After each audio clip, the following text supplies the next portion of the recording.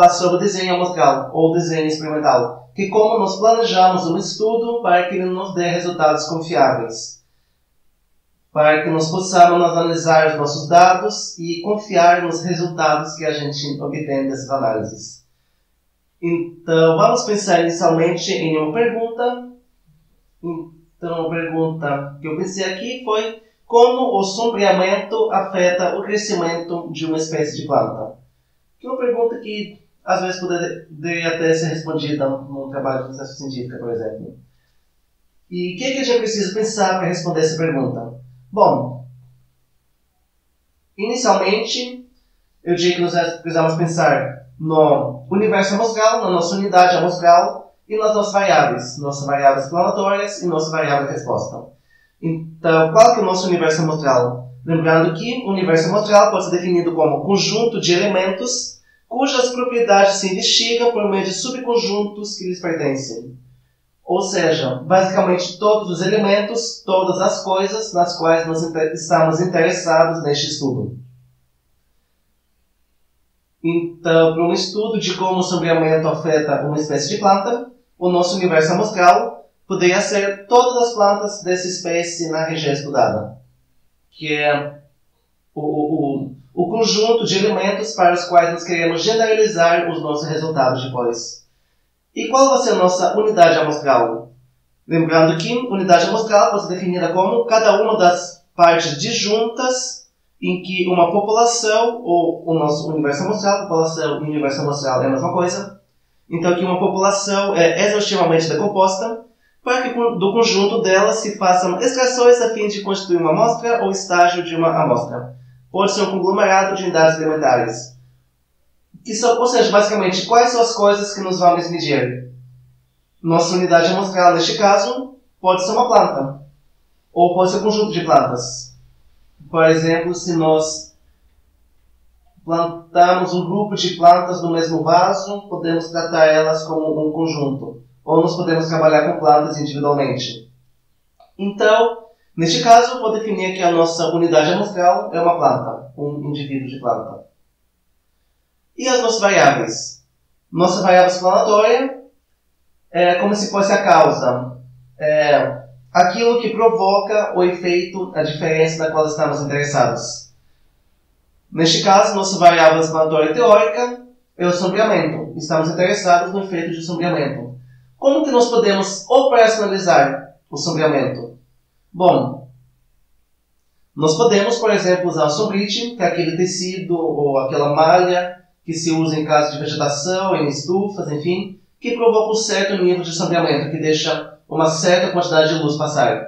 Então, nós podemos operacionalizar sombreamento como o nível de sombreamento criado por uma tela de sombrite. E aí a gente compra, por exemplo, uma tela de sombrite que deixa apenas 50% da luz passar. E a nossa variável resposta, que é o efeito, é aquilo no qual estamos interessados, neste caso o crescimento. Nós queremos saber como o sombreamento afeta o crescimento dessas plantas. Como que a gente operacionaliza o crescimento? Existem várias formas. Nós poderíamos, por exemplo, medir o tamanho da planta de dia em dia durante 2 meses, por exemplo, ver como que ela cresce. Ou nós podemos deixá-la crescendo e tomar uma medida depois de um certo intervalo de tempo. Enfim. Então, várias formas de operacionalizar o crescimento. Então, nós também podemos trabalhar com altura, com diâmetro, com número de folhas, assim por diante. Neste caso, vamos operacionalizar isso como altura da planta 4 semanas após a germinação. Então, nós fazemos um estudo em que nós colocamos sementes para germinar e medimos a altura dessas plantinhas 4 semanas depois que a semente germinou. Poderia ser outros tempos, enfim. Só um exemplo hipotético aqui, mas isso é uma coisa que poderia ser feita. Bom, então temos as nossas variáveis, e temos o nosso universo amostral, e temos as nossas unidades amostrais. Tendo isso, nós podemos começar o nosso estudo. Então, como que a gente poderia avaliar o efeito do sombreamento sobre o crescimento de uma planta? Bom, nós poderíamos colocar uma planta em uma casa de vegetação sombreada, deixá-la crescendo por 4 semanas. Passadas as 4 semanas, nós vamos lá, medimos essa planta e, tendo medido a planta, nós podemos inferir sobre o efeito do sombreamento sobre essa espécie, correto? Obviamente que tem várias falhas nisso. Primeiro que nós não temos com o que comparar essa planta. Nós estamos olhando para uma planta que cresce na sombra, mas nós não sabemos se ela cresceu melhor ou pior do que uma planta que cresce no sol. Nós precisamos de um controle. Se nós temos o tratamento, que é a sombra, nós precisamos de um controle, que seria uma planta crescendo no sol. Então, neste caso, falta um controle para a comparação. Nós não podemos fazer uma inferência simplesmente colocando a planta para crescer na sombra, você tem com o que comparar. Se é análogo, por exemplo, se nós queremos avaliar o efeito da poluição sobre peixes em um rio, nós precisamos comparar uma área poluída com uma área que não esteja tão poluída, para saber qual é o efeito da poluição. Então, nós podemos ter uma planta de tratamento crescendo na sombra e uma outra planta controle crescendo no sol. Beleza? E aí, se nós descobrirmos que, por exemplo, 4 semanas depois de germinar, a planta que cresceu na sombra está mais baixa que a planta que cresceu no sol, nós concluímos que o sombreamento tem um efeito negativo sobre essa espécie de planta, ou seja, que plantas que crescem na sombra crescem menos do que plantas que crescem no sol, certo? E, obviamente, não, porque tem uma falha óbvia aí, que o fato de nós termos uma única planta crescendo na sombra e uma única planta crescendo no sol. Então, nós não podemos fazer inferências de um único indivíduo. Pode ser que simplesmente essa planta, por algum motivo qualquer, cresceu menos, mas não quer dizer que seja o efeito da sombra. Nós precisamos de réplicas, nós não podemos tirar inferências avaliando um único indivíduo.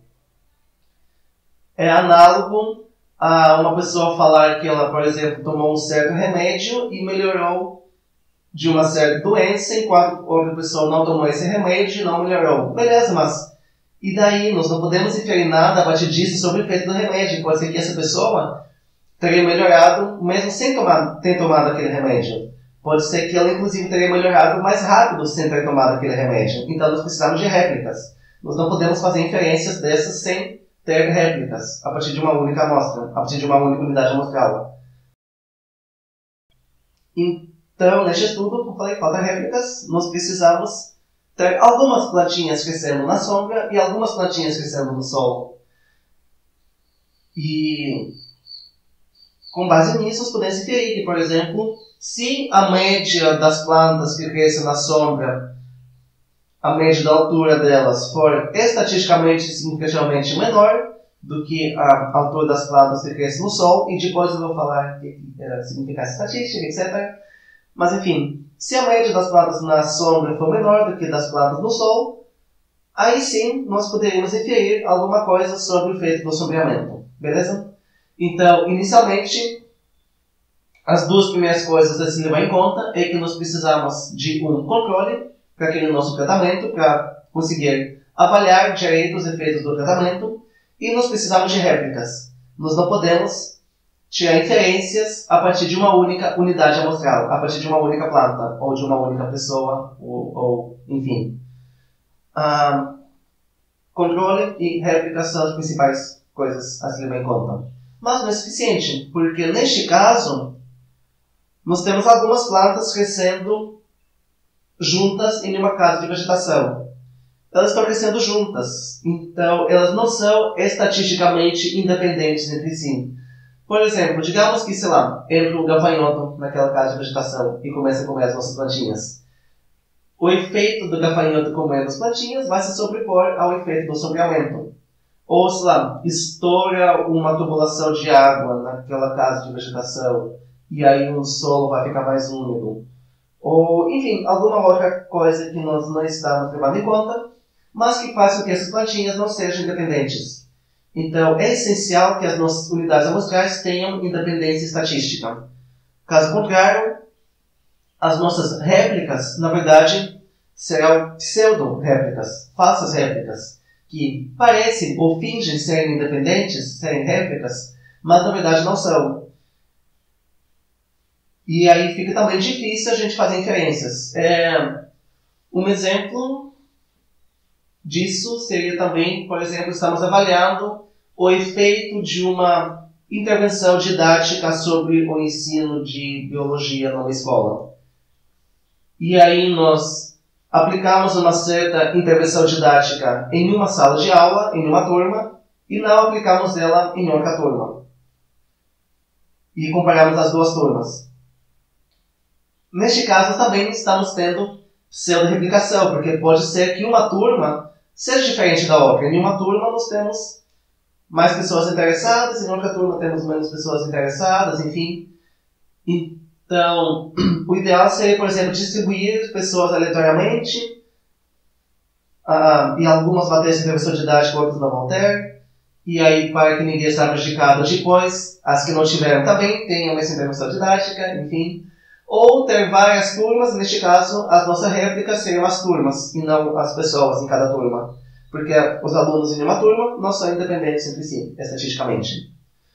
Neste caso das plantinhas, então, o que nós poderíamos fazer seria sombrear as plantas individualmente. Ao invés de colocar todas elas na mesma casa de vegetação, poderíamos fazer pequenas casinhas de vegetação sombreadas e onde as plantas cresceriam individualmente. Então, aí elas teriam uma certa independência estatística, nós poderíamos fazer inferências a partir disso. Mas neste caso, do jeito que está desenhado aqui, ainda existe um problema. Estou vendo que as plantas na sombra estão todas agrupadas entre si, e as plantas no solo estão todas agrupadas entre si, beleza. As na sombra estão em casinhas de vegetação diferentes, mas estão próximas umas das outras. Então aí nós temos o que a gente chama de pseudo-replicação espacial. As amostras próximas não são independentes entre si. Porque, digamos que só existe um gradiente de fertilidade do solo.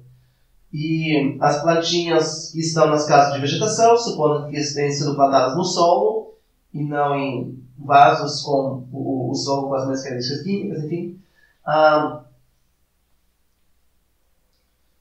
elas estariam crescendo em solo mais fértil. E mesmo que a gente tente controlar por isso, pode ser que exista algum outro gradiente ambiental que nós não estamos levando em conta. Portanto, elas também não são independentes. Temos pseudo-replicação espacial. De modo que o ideal seria distribuí-las aleatoriamente, ou intercalando, tendo plantas de sombra, plantas crescendo na sombra, e plantas crescendo no sol, espalhadas e intercaladas entre si. Porque aí, se tiver um gradiente de fertilidade no solo, por exemplo, bom, nós vamos ter plantas de sombra em baixa fertilidade e em alta fertilidade. E nós vamos ter plantas no sol também em baixa fertilidade e em alta fertilidade. De modo que o efeito desse gradiente ambiental estará afetando tanto as plantas de sombra quanto as plantas de solo. Caso a gente não faça esse espalhamento dos nossos tratamentos, sol e sombra, o gradiente ambiental vai afetar de forma diferente os tratamentos. E aí, o efeito desse gradiente, por exemplo, fertilidade do solo, vai se sobrepor ao efeito do nosso tratamento. Outro exemplo disso, digamos que estamos avaliando o efeito da poluição sobre uma comunidade de mexilhões em um costão rochoso, no litoral de uma cidade da Bahia.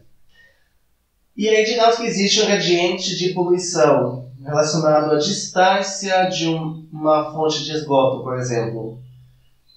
Só que vai existir outros gradientes também. Por exemplo, pode, dependendo do local, pode ter algum gradiente de salinidade por causa da, sei lá, se estiver perto da boca de um rio,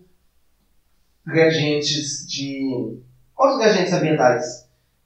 Então, pode ser difícil a gente diferenciar o efeito da poluição dos efeitos de outros gradientes. É claro que às vezes não tem muito o que fazer a esse respeito, mas sempre que a gente puder intercalar e aleatorizar nossos tratamentos, é melhor. Para que eles tenham independência estatística, né? E para que não tenham outros gradientes, outros fatores, se sobrepondo ao fator que nós estamos estudando. Então a solução seria intercalar ou aleatorizar os tratamentos, neste caso, nossos tratamentos de sombra e de sol. Mas aí, digamos que por algum motivo você for lá medir as suas plantinhas e você começou medindo todas as plantas na sexta, depois da aula, mas aí ficou tarde, você precisou voltar para casa e terminou de medir as plantas na segunda. Então, na sexta, você mediu as plantas de sombra e na segunda você mediu as plantas de sol, as plantas que crescem no sol. Pode ter acontecido alguma coisa de sexta para segunda, por exemplo, alguma chuva muito intensa que tenha danificado algumas plantas. Então, aí nós temos o que a gente chama de pseudo-replicação temporal. A variação temporal está se misturando aos efeitos do tratamento. Então, o ideal seria medir na sexta algumas plantas de sombra e algumas plantas de sol, e na segunda terminar de medir as plantas de sombra e as plantas de sol.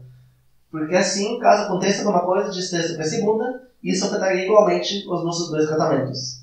E então não teria esse fator de confusão afetando os nossos resultados. A gente conseguiria, mesmo com essa diferença para os dias, separar, avaliar o efeito do sombreamento sobre as plantas.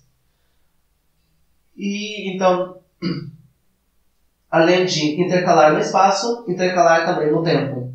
Não medir, por exemplo, primeiro tudo de um tratamento, depois tudo de outro tratamento. Sempre que possível, intercalar as medidas. Outra coisa que poderia acontecer, alguma outra fonte de não independência. Por exemplo, digamos, está fazendo esse estudo com seu amigo, ou temos duas pessoas, dois amigos fazendo esse estudo, e João, que não gosta de ficar debaixo do sol, decidiu medir as plantas na sombra. E José, que estava precisando de vitamina D, decidiu medir as plantas de sol. Isso também pode ser problemático, porque pode haver alguma diferença em como duas pessoas medem a altura. Sabe? Talvez não combinar direito, alguma coisa, ou sei lá, o medidor deixa a fita métrica um pouco mais inclinada do que o outro, enfim. Então aí nós poderíamos ter o chamado viés do experimentador, que a pessoa que está fazendo o estudo tem algum certo viés, ou mede, ou toma as medições de forma um pouco diferente da outra pessoa. E, bom, como estou usando a altura, tá, a altura é uma coisa que mais fácil de medir. Mas se tivesse que trabalhar com diâmetro, que a gente mede com paquímetro, pode ter uma pequena diferença. De repente, uma pessoa aperta o paquímetro um pouco mais do que a outra pessoa. E é difícil para organizar isso. Então, se for duas pessoas medindo, que as duas pessoas meçam os dois tratamentos.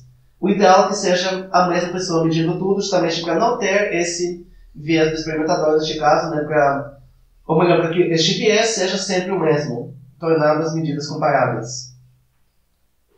Então, temos aí alguns exemplos de fontes de não independência entre os dados que podem seriamente atrapalhar o seu estudo, gerando o que chamamos de pseudo-replicação. Pseudo-replicação pode ser definida como uso de estatística inferencial, ou seja, uso de testes estatísticos, para testar os efeitos de tratamentos quando os tratamentos não são replicados, mesmo que as amostras sejam, ou mesmo que as unidades amostrais sejam. O que significa?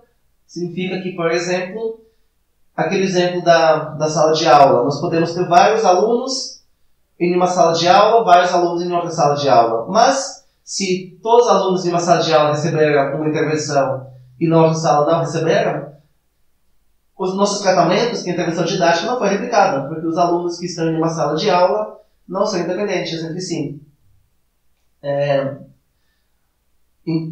Então, neste caso, o uso de estatística inferencial tecnicamente não seria válido. Ou se as nossas réplicas não são estatisticamente independentes. Se nós temos várias plantinhas numa casa de vegetação, como se nós não tivéssemos réplica do tratamento, porque o sombreamento está afetando todas elas do mesmo jeito e estão no mesmo lugar. Se nós temos plantinhas e casas de vegetação diferentes, mas elas estão muito próximas entre si, beleza, nós temos réplicas, mas elas não são independentes, por causa da pseudo-replicação espacial. Então, prestar muita atenção nisso.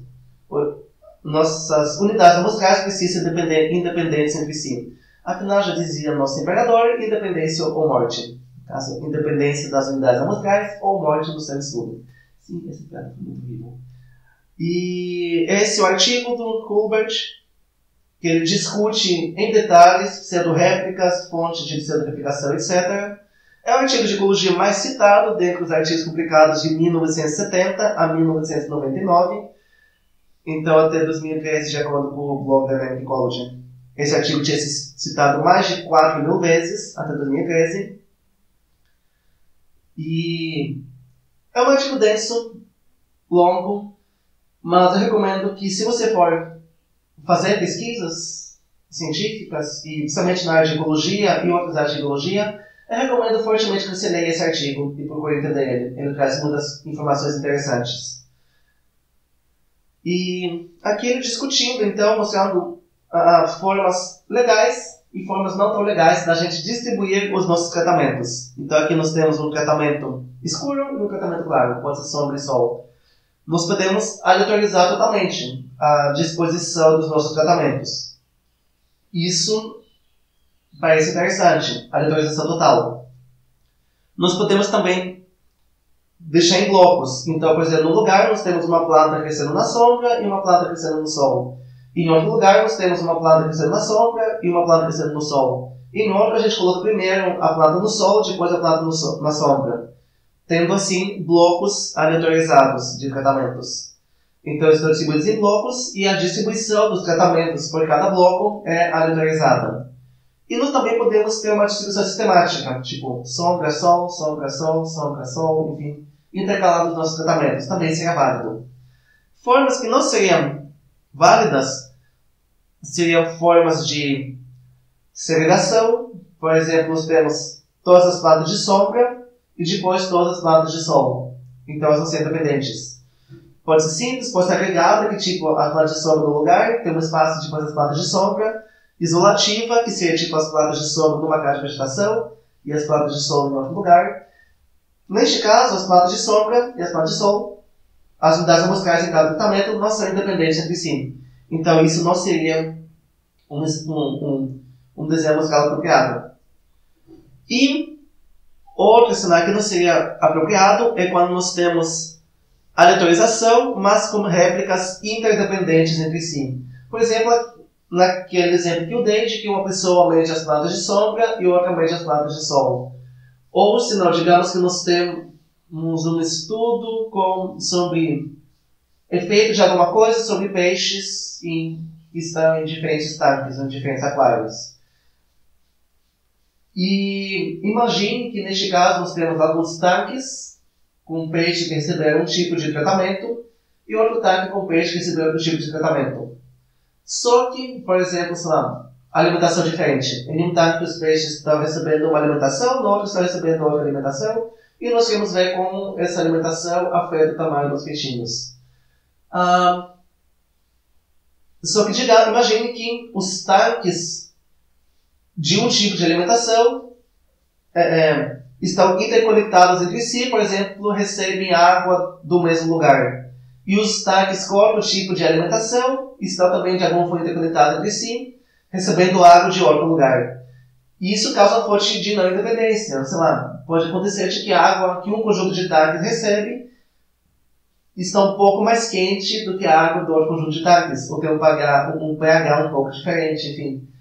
Então, mesmo estando intercalado ou aleatorizado espacialmente, existe uma fonte de não independência entre esses tanques, o que também tornaria esse estudo pseudo-replicado, tornaria o uso de estatística inferencial nele e as conclusões dele inválidas. E o pior caso também se nós não temos replicação, tipo uma planta crescendo na sombra e uma planta crescendo no sol. Aí nós não temos como inferir basicamente nada a partir disso. E um detalhe que não está nesse artigo, mas que faz sentido, é que se nós temos poucas amostras, pode fazer mais sentido a gente intercalar elas sistematicamente, ao invés de aleatorizar.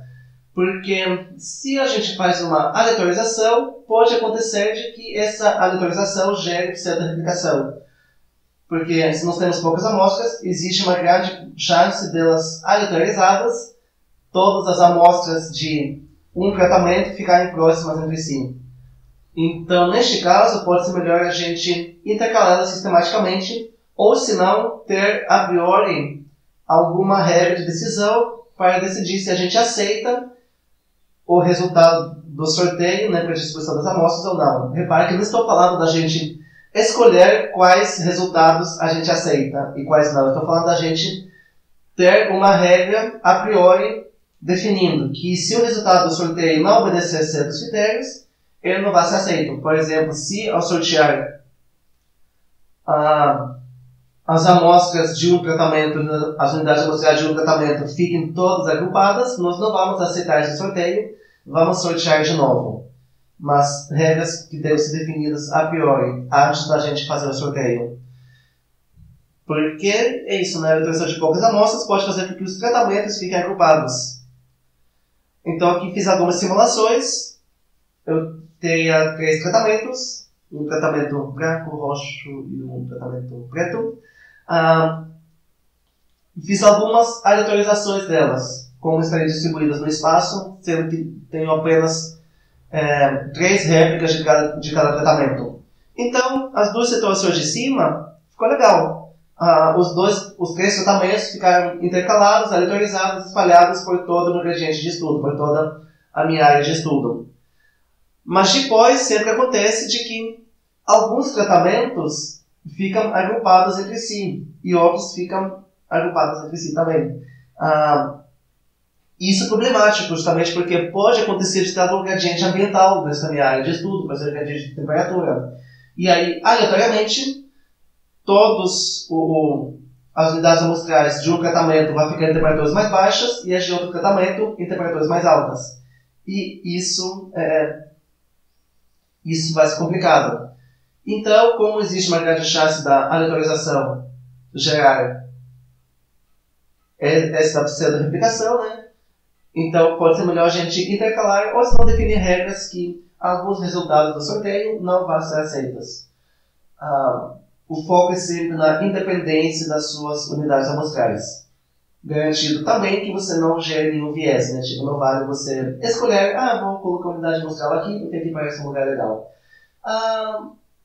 Isso estaria enviesando de alguma forma o resultado do estudo, então não seria válido. Mas, enfim, foco na independência.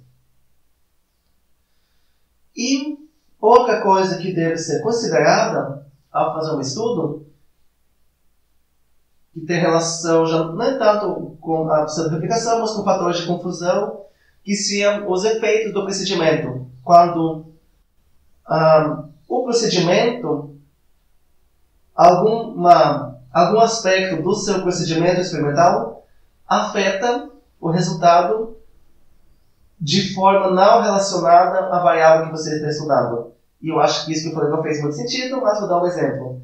Digamos que você quer saber como a injeção de algum hormônio, ou com um certo hormônio, geral, né, afeta a atividade de algum bichinho, por exemplo, unicórnios. Então você quer saber como aquele hormônio afeta a atividade daqueles unicórnios. E o que você faz, então, é ter um grupo controle, no qual você não faz nada, e outro grupo no qual você injeta hormônios. E você percebe que depois de ter injetado aquele hormônio, pode ser, por exemplo, algum hormônio de estresse, você percebe que os bichinhos ficaram mais ativos. Tá, mas será que foi o hormônio que causou isso? Ou será que foi o simples fato de você pegar o bichinho e injetar uma agulha nele? Que também é algo meio estressante. Então, nós estamos confundindo ou misturando o efeito do procedimento, que é o manuseio do bichinho e a injeção de alguma coisa nele, com a nossa variável de interesse, que é o hormônio. Então, na verdade, para a gente fazer a comparação, nós teríamos que, no nosso controle, também ter aquele procedimento. Fazer uma injeção nele. Só que, ao invés de injetar o hormônio, a gente injeta uma solução salina. Que assim nós podemos diferenciar o efeito do hormônio em si do efeito do manuseio e da injeção. Então, assim, nós estaríamos tirando esse fator de confusão, que é o fato do bichinho ser manuseado. Então, estaríamos tirando esse efeito do procedimento. No caso das nossas plantinhas, isso também pode acontecer. Porque digamos que, sei lá, além de afetar o sombreamento, o sombrite afeta mais alguma coisa. Ele pode afetar, por exemplo, a temperatura dentro da casa de vegetação. Ele deixa as plantinhas menos expostas a herbívoros, menos expostos à chuva, enfim. Então, nós estaríamos, na verdade, misturando os efeitos do sombreamento com o efeito da plantinha estar num lugar mais protegido e talvez mais quente. Talvez uma possibilidade para isso seria, então, ao invés de ter plantas controle crescendo no solo, essas plantas controle também estariam crescendo em casas de vegetação cobertas com sombrite, mas seria um sombrite mais claro, um sombrite que deixa passar, por exemplo, 90% da luz. Porque assim nós estaríamos tirando este efeito do procedimento e focado na nossa variável de interesse, que é o sombreamento. Então, em termos gerais, é importante pensar também, além da independência, em possíveis fatores de confusão. Fatores de confusão seriam variáveis que afetam tanto a variável explanatória quanto a variável resposta, causando correlações espúrias. Outro exemplo, digamos que está avaliando o efeito de uma intervenção didática sobre o quanto alunos se interessam por biologia de aracnídeos. Por questões éticas, você não podia deixar de fazer essa intervenção em todos os alunos, ou você precisava fazer a intervenção com todo mundo, porque senão algumas pessoas ficariam prejudicadas. Então, digamos que você avaliou o interesse das pessoas por aracnídeos antes da intervenção didática, aí você fez a intervenção, por exemplo, um jogo didático sobre aranhas, e você avaliou o interesse dos alunos depois desse jogo, dessa intervenção didática. Bom, temos aí uma pseudo-replicação temporal, mas não tem muito o que fazer a este respeito, acho que poderia ser uma coisa válida. Só que imagine que, depois de você fazer a primeira análise, foi lançado um novo filme do Homem-Aranha. E digamos que algumas pessoas ficaram mais interessadas em ler sobre aranhas radioativas por causa do filme, e não por causa da sua intervenção. Então, neste caso, o fato do filme do Homem-Aranha ter sido lançado junto com a sua intervenção didática estaria atuando como um fator de confusão. Daí a importância de ter também um controle. Porque aí, se você tivesse alunos que não tivessem passado pela intervenção didática, você poderia tentar separar o efeito da sua intervenção didática do efeito do filme. Então é importante sempre pensar nisso. Quais são os possíveis fatores de confusão que podem afetar os seus resultados? Então aqui o Hilbert traz uma tabela de coisas que podem ser feitas para tirar esses problemas. Então, eles listam algumas fontes de confusão e o que nós podemos fazer para reduzir essas fontes de confusão. Então, variação temporal, ou seja, como algo varia ao longo do tempo, enfim, nós precisamos de tratamentos e controles para isso. Basicamente, controles para conseguir tirar o efeito da variação temporal. Efeito do procedimento, novamente, precisamos de controles. Por exemplo, uma injeção salina funciona como controle para uma injeção de hormônios. Vias do experimentador, a aleatorização dos tratamentos e dos outros procedimentos, basicamente aleatorize o que deve aleatorizar. A variabilidade gerada pelo experimentador, que quando o experimentador, sem querer, causa algum efeito nas nossas unidades amostrais, enfim. Novamente precisamos de replicação dos tratamentos. Variabilidade inicial inerente, por exemplo, as plantas não são todas iguais entre si, algumas plantas crescem mais e outras plantas crescem menos. Nós precisamos de replicação dos tratamentos, interspeção, se possível, observações simultâneas dos dois tratamentos, muitas vezes não é possível. Tem o que ele chama de intrusão não demoníaca, que são eventos aleatórios, algum evento aleatório que poderia afetar o seu resultado. Então, para lidar com isso, normalmente precisamos de replicação e interspeção dos tratamentos, porque assim, este evento aleatório vai afetar as unidades amostrais de ambos os tratamentos, se eles estiverem intercaladas ou aleatorizadas. E aí nós podemos fazer inferências sobre o efeito do tratamento. E o que ele chama de intrusão demoníaca, que é quando existem demônios que afetam um tratamento e não afetam outro. O que ele recomenda para isso é vigilância eterna, exorcismo, sacrifícios humanos e assim por diante. E sim, isso está no artigo. Mas um exemplo que dá disso, por exemplo, estudos de exclusão de predadores. sobre a dinâmica de uma espécie de presa. Então, sei lá, estamos avaliando como uma espécie de roedor é afetada por predação por raposas, por exemplo. E aí nós podemos então fazer um recinto isolado das raposas. Nós colocamos uma cerca ao redor de uma área onde a raposa não entra e aí nós avaliamos a dinâmica populacional dos roedores nesta área. Só que pode acontecer que falcões e outras aves de rapina utilizem essa cerca como poleiros, de onde eles vão cuidar os nossos roedores, causando assim uma intrusão demoníaca, caso a gente não esteja ciente disso e não tente lidar de alguma forma com esse efeito dos falcões cuidar dos roedores. Ou seja, neste caso acaba também sendo o efeito do procedimento, que o fato de existir uma cerca aumenta a predação por falcões que usam uma cerca como poleiros. Enfim, fontes são essas e diretrizes gerais são sempre ter tratamento, controle, réplicas e intercalar ou aleatorizar tudo que for possível. Mas assim, em alguns casos, pseudo-replicação é justificável. Por exemplo, estudos de larga escala, onde é impossível você ter réplicas. Ou, digamos, sei lá, estamos estudando o efeito do rompimento de barragens sobre a biodiversidade nos rios, ou sobre alguma outra coisa. Nós não vamos sair por aí quebrando barragens para ter réplicas, né? Então, neste caso, nós não vamos ter réplicas. E isso não invalida o estudo. Ou se estamos interessados em padrões temporais mais longos, que é difícil, é impossível fazer experimentos, enfim. Então, em alguns casos, pseudo-replicação é justificável, mas assim, são casos específicos, muitas vezes relacionados a escalas espaciais e ou temporais mais amplas, ou a situações que não podem ser replicadas. E tem alguns artigos discutindo isso, discutindo se pseudo-replicação é um pseudo-problema.